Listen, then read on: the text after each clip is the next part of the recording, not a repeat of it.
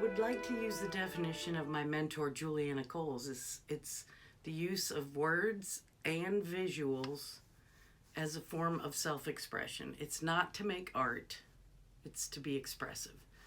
And it's a way of bringing forth material that in some ways it's necessary for it to be brought forth, but it might be in a visual language, which a lot of people have forgotten since we learned to talk.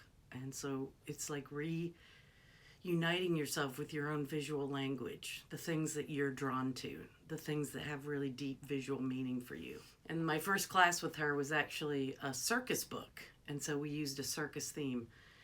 And she was the first artist that actually snapped me out of the thinking mind and into a place of not thinking with my artwork. And it was probably one of the most freeing moments. I mean, she kind of yelled at me and said, "More paint, throw it, don't think." And I had never seen someone that was trying to help me break out of this mind that I thought was going to help me create art. And that was not what I needed to do. I needed to be in my body and letting go and just being in process. And she's the first person that taught me that. I've always had this river running through my life where I loved art and creativity and all that stuff. And I did go in high school. My art teacher, recommended that I go to the Columbus College of Art and Design, but just that wasn't meant to be because of the family that I grew up in. And so I always like to think I was sort of catapulted into life, and I joined the military and went away. And then I learned how to run computers. And then one day I said, "Oh, I'm really good on computers." And I thought, I'd love to do graphic design like I wanted to in high school. And so I started on that process. And that in that time, I was raising 2 kids and had a husband that was gone all the time. So my life was really busy. And I also was doing other things. But the art was always just there, like waiting for me. And when I did graphic design, that was a step closer.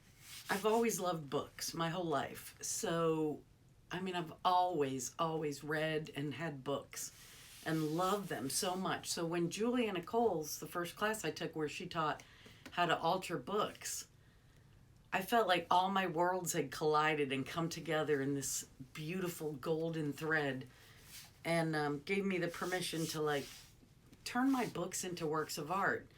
And so I'm always looking for books that I can alter to make my own container for my work. This is an old, back before, a long time ago, you used to get these books and they were stock photography, basically. And so these were just images that were inside the book, and you could buy these from graphic designers. And it's such a great big book with so much visual energy in it, because when you have images on the page already, it's less intimidating for a lot of people. The blank page can be really intimidating. So I love this book, so I just started altering it by putting in imagery, and it has become a really important book for me. I've been working in for about 3 years now. I usually have a prompt of some kind. It might be something I did. It might be this one, for example, was a quote. And it was about your purpose in life. And so that's the prompt I used for this. It was after the dancing mindfulness retreat. I came home and I was so inspired by the experience of being at that retreat. And I did this page, so the whole expressive arts perspective, the music and dancing, and we were painting and singing Buffy songs. So this was about the whole weekend, and it was basically, walk through the fire and let it burn. And we did a lot of that weekend. We just let things go. I have this thing that I feel like part of my mission in life is to teach people, maybe not that they're creative, because that word has sort of been turned into artistic, but expressive. And when people look at my books and they're like, "Oh, I could never do that," that's like the person I want to work with the most. because those are the people that I think are the most unaware of what's really waiting inside everyone. Not just me, not just everyone has this creative spirit, and that excites me when something wakes up inside of them.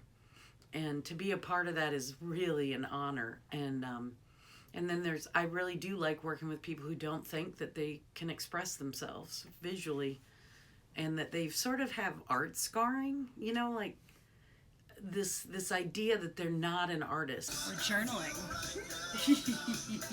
And I've tried to reclaim the word create as meaning not outputting something original, but bringing into existence something that wasn't there before. And a lot of what I love about Michelle's work and doing visual journaling is it's a lot of repurposing and transforming and transmuting.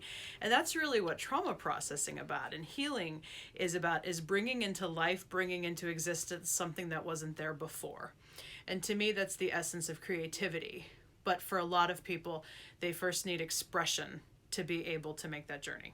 Go ahead. What do you see it? What are you saying? I see a face. It's a face, yeah. Yeah. So I'm not nuts there. Yes, I want you to dive into that just the way you would dialogue, like with it. Uh-huh. I want you to dialogue with it visually and have it tell you what part to push back and what part to bring forward. Cool. Expressive arts belongs to everyone. It's part of being human.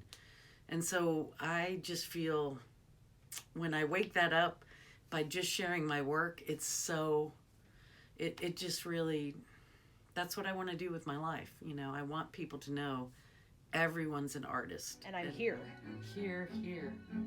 Here. Mm-hmm. Okay, give me one more dive through this. We'll see where I'm going to go with this. Yes.